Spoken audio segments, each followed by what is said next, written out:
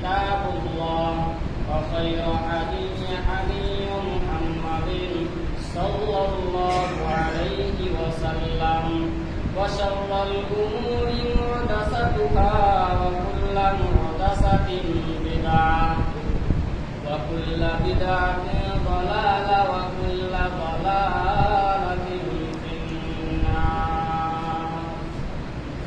মুসলিম আমার সামনে বসে থাকা দিন প্রিয়, ইসলাম প্রিয় ছোট বড় ভাই সাহেব, সর্বাগ্যে সেই মহান আল্লাহ তাবারক ওয়া তাআলা দরবারে প্রশংসা জ্ঞাপন করি যে আল্লাহ আমাদেরকে প্রতি জুমার দিন আজকেও সালাতুল জুমআ আদায় করার জন্য আমাদের সকলকে মসজিদে আসার তৌফিক ইনায়াত করেছেন।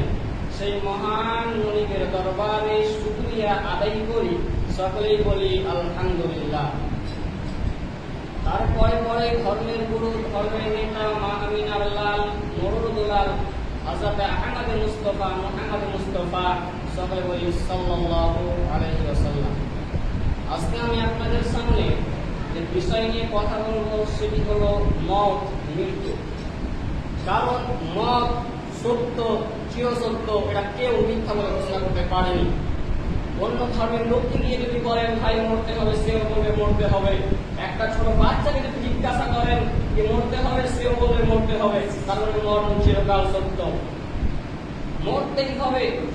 কারণ আপনি দোকানে যখন বাল্ব কিনতে যান তখন দোকানে গিয়ে বলেন ভাই গ্যারান্টি কতদিন, ফ্যান কিনতে যান ফ্যান কিনতে যান তাও বলেন ভাই ফ্যানের গ্যারান্টি কতদিন, লাস্টিং করবে কতদিন।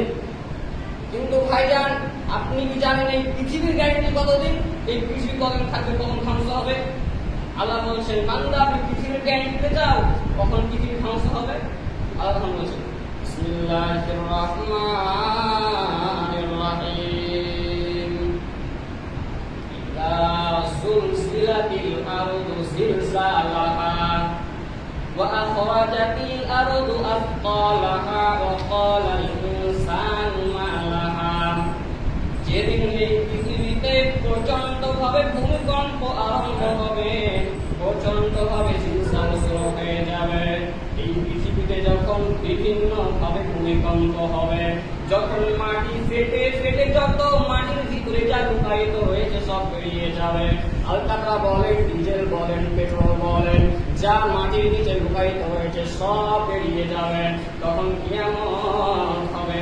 আল্লাহ অন্য জায়গায় বলেন ইদাস সামাউ ফাতারাত ওয়া ইদাল কাওয়াকিবু তাতারাত ওয়া ইদাল বিহারু ফুজ্জিরাত ওয়া ইদাল কুবুরু বু'থিরাত। আল্লাহ বলেন যখন এই আকাশ ধ্বংস হয়ে যাবে, এই আকাশ যখন ফেটে যাবে, চূর্ণ বিচ্ছিন্ন হয়ে যাবে, তারকাগুলো ফেটে ফেটে জমিনে পড়বে, সূর্য চন্দ্র সব ফেটে একাকার হয়ে যাবে।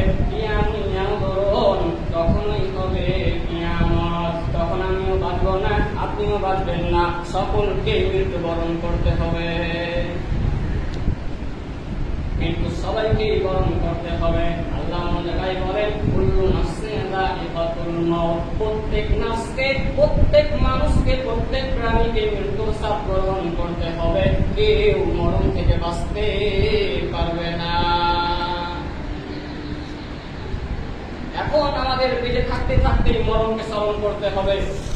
কারণ যদি আমাদের যখন মরণ চলে আসবে তখন যদি আমরা আল্লাহর কাছে তওবা করি যে আল্লাহ দুনিয়াতে অনেক গুনাহ করেছি, আল্লাহ তুমি আমাকে ক্ষমা করে দাও, কিন্তু তখন আল্লাহ ক্ষমা করবে না।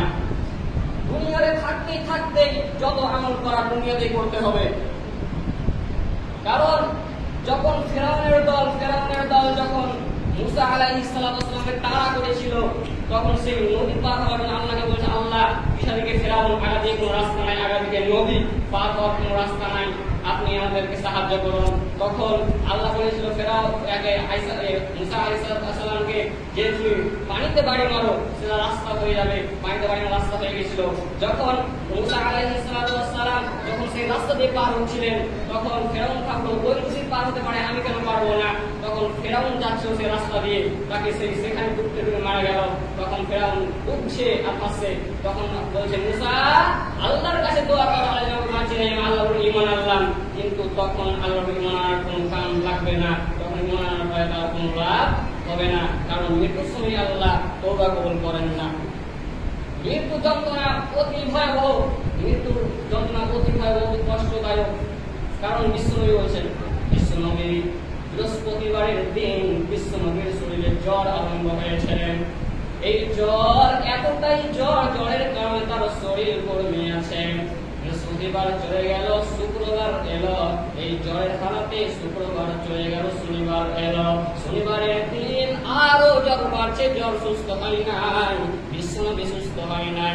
এই জ্বরের কারণে বিশ্বনবী অজ্ঞান হয়ে আছেন, বেহুশ হয়ে আছেন।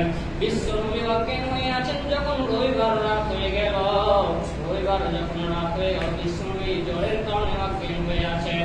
এমন সময় মসজিদে নববীতে আযান হলো, মসজিদে নববীতে আযান হলো এবং বিশ্বনবী অজ্ঞান হয়ে আছেন। সাহাবীরা কান্না করতে করতে নবীকে না পেয়ে, নবীকে না পেয়ে আবু বকর রাদিয়াল্লাহু তাআলা আনহুকে ইমামতি দিয়ে নামাজ আদায় করলেন। সাহাবীরা কাঁদছে, নামাজের ভিতরে সাহাবীরা কাঁদছে। বিশ্বনবী এই মৃত্যুর যন্ত্রণা বুকে নিয়ে বলেছিলেন, এই মৃত্যুর কষ্ট যন্ত্রণা বুকে নিয়ে বলেছিলেন, আসসালাত আসসালাত ওয়া মা মালাকাত আইমানুকুম, নামাজ, আমার উম্মত নামাজ ছাড়বে না। সেই মুসলমান আজকে নামাজ পড়ে নাই। এই জন্য বিশ্বনবী বলেন, তোমরা দুনিয়াতে তোমাদের আমল রেডি করে নাও, কিয়ামতের দিন বাঁচার কোনো উপায় হবে না। বিশ্বনবী বলেন, যখন আমার আজরাইল আলাইহিস সালাতু ওয়াস সালাম যখন আমার জান কবজ করছেন, তখন আমার মনে হইতেছে যেন উহুদ পাহাড় আমার বুকের উপর চাপিয়ে দেওয়া হয়েছে, উহুদ পাহাড় যেন আমার বুকের উপর চাপিয়ে দেওয়া হয়েছে। বিশ্বনবী বললেন, আজরাইল রে, মৃত্যু যন্ত্রণা এত কষ্টদায়ক, মৃত্যু যন্ত্রণা এত কষ্ট আমি সহ্য করতে পারছি না। তখন আজরাইল আলাইহিস সালাতু ওয়াস সালাম বললেন, নবী গো, আমি তো আপনার জান সহজেই কবজ করছি, তারপর এত কষ্ট। বিশ্বনবী বললেন, আজরাইল রে, এত শর্টকাটে আমার জান কবজ করার পরেও যদি এত কষ্ট হয়, না জানি আমার গুনাহগারের বান্দার যখন জান কবজ করা হবে তখন কত জানি কষ্ট হয়। আজরাইল রে, যত মৃত্যু যন্ত্রণা আছে, যত মৃত্যু কষ্ট আছে সব আমাকে দাও, তবু আমার গুনাহগার বান্দাকে এত কষ্ট দিও না। এমন সময় বিশ্বনবী বললেন, যত গুনাহগারের মৃত্যু যন্ত্রণা আছে, আমার উম্মতের যত গুনাহগার মৃত্যু যন্ত্রণা আছে সব আমাকে দাও, তবু আমার গুনাহগার বান্দাদের এত কষ্ট দিও না। বন্ধুরা আমার, এত কষ্ট। এবার চলেন দেখি মৃত্যু যন্ত্রণা কত কষ্ট। আজরাইল আলাইহিস সালাতু ওয়াস সালাম যখন একটা মুমিন ব্যক্তির জান কবজ করতে আসে, যখন আজরাইল আলাইহিস সালাতু ওয়াস সালাম যখন একটা মুমিন ব্যক্তির জান কবজ করতে আসে, আসার পর তাকে জান্নাতের সুসংবাদ দেয়, তখন সেই আত্মা অতি সহজেই বের হয়ে চলে আসে এবং সেই আত্মাকে উপস্থিত ফেরেশতাদের হাতে দিয়ে দেওয়া হয় এবং সেই ফেরেশতারা আসমানের দিকে নিয়ে যেতে থাকে। আসমানের দিকে নিয়ে যেতে যখন প্রথম আসমান পৌঁছে যায়, ফারিস্তারা আহ্বান করে এবং তখন ফারিস্তাদেরকে জিজ্ঞাসা করে, এটা কার আত্মা, এত সুগন্ধিময়, এটা কার আত্মা, এত সুন্দর সে, এটা কার আত্মা বলো। তখন দুনিয়াতে যেই তাকে নামে ডাকা হতো, দুনিয়াতে যেই তাকে ভালো নামে ডাকা হতো, তখন বলবে এটা উনকের ছেলে অমুক। তখন তার স্থান ইল্লিয়িন নামক জায়গায় ইন্টারি করা হবে। কিন্তু বন্ধুরে আমার, সেই ব্যক্তি যদি মুনাফিক হয়, সেই ব্যক্তি যদি কাফের হয়, তখন তার নিকট আজরাইল আলাইহিস সালাতু ওয়াস সালাম ভয়ঙ্কর আকৃতিতে আসে এবং তাকে অসন্তুষ্টির সুসংবাদ দেয়। তারপরে তখন তার জান কবজ করে এবং সেই আত্মা ভয়ের চোটে গোটা শরীরের রগে পলায়ন করতে থাকে, মানুষের রগে পলায়ন করতে থাকে এবং আজরাইল আলাইহিস সালাতু ওয়াস সালাম থাবা মেরে ধরে, যেমন বাঘ তার শিকারকে থাবা মেরে ধরে, অমনি করে আজরাইল আলাইহিস সালাতু ওয়াস সালাম থাবা মেরে ধরে এবং টেনে হিঁচড়ে তার আত্মাকে বের করা হয় এবং একটা দুর্গন্ধময় কাপড়ে তার আত্মাকে নেপে নেওয়া হয় এবং ফারিস্তারা আসমানের দিকে নিয়ে যেতে থাকে এবং প্রথম আসমান পৌঁছাতে তখন ফারিস্তারা বলে, এটা কার আত্মা, এত দুর্গন্ধময় আত্মা কার, এত দুর্গন্ধময় আত্মা কার, এত নিকৃষ্ট আত্মা কার। তখন সেই দুনিয়াতে যে খারাপ নামে ডাকা হতো, দুনিয়াতে যে লোকটাকে খারাপ নামে ডাকতো, সেই নাম বলবে এটা হলো অমুকের ছেলে অমুক। তখন আসমান থেকে তার আত্মাকে ছুঁড়ে ফেলে দেওয়া হবে এবং তার স্থান সিজ্জিন নামক জায়গায় তার স্থানে এন্ট্রি করা হবে এবং তখন বন্ধুরে আমার, তখন সেই আত্মাকে কবরের ভিতরে যখন লাশকে রাখা হয় এবং সেই কবরের ভিতরে লাশকে রাখা হয় এবং সেই আত্মা যখন লাশকে দেয়, তখন তাকে উঠিয়ে বসান। উঠিয়ে বসার পর তাকে জিজ্ঞাসা করা হয় মান রব্বুকা মা দীনুকা ওয়া মান নাবিয়ুকা, তিনটি প্রশ্ন করা হয়। সেই ব্যক্তি যদি মুনাফিক হয়, সেই ব্যক্তি যদি কাফির হয়, তখন সেই বলবে হাইহাত আলা আদরি, হাইহাত আলা আদরি, আমি এই সম্পর্কে কিছুই জানি না। তখন তার যা হবার তা শুরু হয়ে যাবে। কিন্তু যদি সেই ব্যক্তি মুমিন হয়, তখন তাকে জিজ্ঞাসা করা হবে মান রব্বুকা, তোমার রব্বি, সাথে সাথেই জবাব দিবে রব্বি আল্লাহ, আমার রব হলো আল্লাহ। দ্বিতীয় নম্বর প্রশ্ন করা হবে মা দীনুকা, তোমার দিনকে, সাথে সাথেই জবাব দিবে দ্বীন ইসলাম, আমার দিন হলো ইসলাম। দ্বিতীয় নম্বর প্রশ্ন করা হবে, নবীকে দেখানো হবে, নবীর ফটো দেখানো হবে, কিংবা নবীকে সরাসরি দেখানো হবে। এবার বলা হবে বলো মা কুনতা হাদার রাজুল, এই ব্যক্তি সম্পর্কে তোমার ধারণা কি, তুমি বলো। এই ব্যক্তি সম্পর্কে দুনিয়াতে তুমি কি জানতে, তুমি বলো। তখন সেই মুমিন ব্যক্তি বলবে মুহাম্মাদুর রাসূলুল্লাহ সাল্লাল্লাহু আলাইহি ওয়াসাল্লাম। তখন এবার কবরের পার্শ্ববর্তী থেকে আওয়াজ আসবে আলবিসু বিল জান্নাতি ওয়া আলবিসু বিল জান্নাহ, আমার বান্দা সঠিক উত্তর দিয়েছে, আমার বান্দা সঠিক কথা বলেছে, আমার বান্দার জন্য কবরে জান্নাতের বিছানা বিছিয়ে দাও, তাকে জান্নাতের পোশাক পরিয়ে দাও, জান্নাতের দিকে একটি দরজা খুলে দাও, এবং সেই জান্নাতের দরজা খুলে দেওয়া হবে, এবং সেখান থেকে জান্নাতের নূর আসতে থাকবে। এবার বন্ধুরা আমার, এই তিনটি প্রশ্নের মধ্যে যেই প্রশ্নে বেশি গুরুত্ব দেওয়া হবে, যেই প্রশ্নটা সব থেকে বেশি গুরুত্ব দেওয়া হবে, সেটা হলো মা কুনতা হাদার রাজুল, নবীর ব্যাপারে। এবার একটা হাদিস হযরতে আনাস ইবনে আনাস রাদিয়াল্লাহু তাআলা আনহু বলেন, রাসূল সাল্লাল্লাহু আলাইহি ওয়াসাল্লাম বলেছেন, মৃত্যু ব্যক্তিকে যখন কবরে রাখা হয়, মৃত্যু ব্যক্তিকে যখন কবরে রাখা হয়, তারপরে তার আত্মীয় স্বজন যখন 40 কদম বাড়ির দিকে ফিরতে থাকে, তখন তাদের পায়ের শব্দ সেই মৃত্যু ব্যক্তি শুনতে পায়। তাদের 40 কদম ফিরে যেতে না যেতেই তার নিকট দুইজন ফেরেশতা এসে উপস্থিত হয় এবং তাকে উঠিয়ে বসান। উঠিয়ে বসার পর তাকে জিজ্ঞাসা করা হয় মা কুনতা হাদার রাজুল, মা কুনতা হাদার রাজুল, এই ব্যক্তি সম্পর্কে তোমার ধারণা কি, তুমি বলো। এই ব্যক্তি সম্পর্কে তোমার ধারণা কি, তুমি বলো।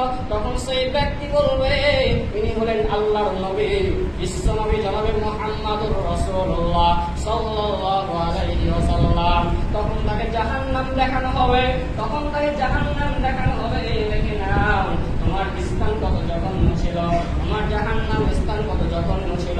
তুমি যখন নবীর পরিচয় দিতে পেরেছ, যখন তুমি নবীর ঠিকানা দিতে পেরেছ, তখন আল্লাহ এই জাহান্নামকে পরিবর্তন করে জান্নাত তোমার সামনে হাজির করেছে, তুমি হলো জান্নাতি।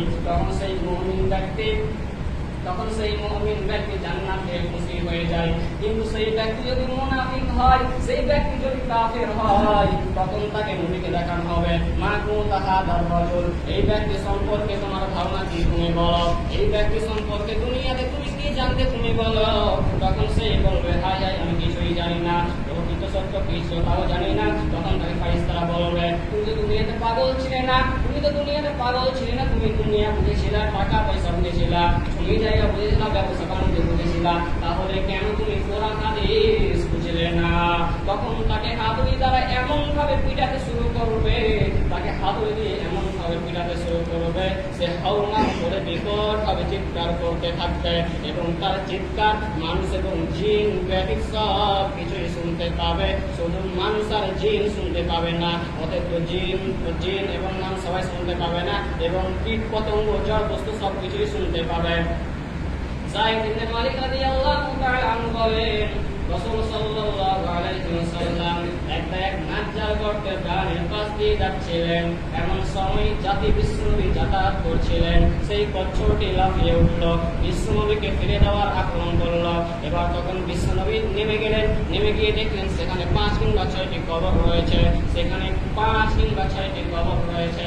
এবার তখন বিশ্বনবী লোকের আগরে হয়ে বললেন, এই কবরবাসীদেরকে কে চিনে তোমরা বলো, এই কবরবাসীদেরকে কে চিনে বলো। এখন লোকেরা বলল আমরা চিনি, এই লোকটা কাফের অবস্থায়, মুশরিক অবস্থায় মারা গেছে। তখন বিশ্বনবী তাদের সাথে হয়ে বললেন আমি দেখতে পাচ্ছি এই 5 কিংবা 6টি কবরে আযাব হচ্ছে, এই 5 কিংবা 6টি কবরে আযাব হচ্ছে। তখন বিশ্বনবী বললেন তোমরা সকলেই আল্লাহর নিকটে কবরের আযাব হতে পরিত্রাণ চাও। এবার বিশ্বনবী আরো বললেন তোমরা আল্লাহর কাছে সকাল সন্ধ্যা জান্নাত চাইবে এবং জাহান্নাম থেকে পরিত্রাণ চাইবে, এবং তোমরা দাজ্জালের ফিতনা হতে আল্লাহর নিকট পরিত্রাণ চাও, তোমরা গোপন এবং প্রকাশ্য করা থেকে আল্লাহর নিকট পরিত্রাণ চাও। বাঁচার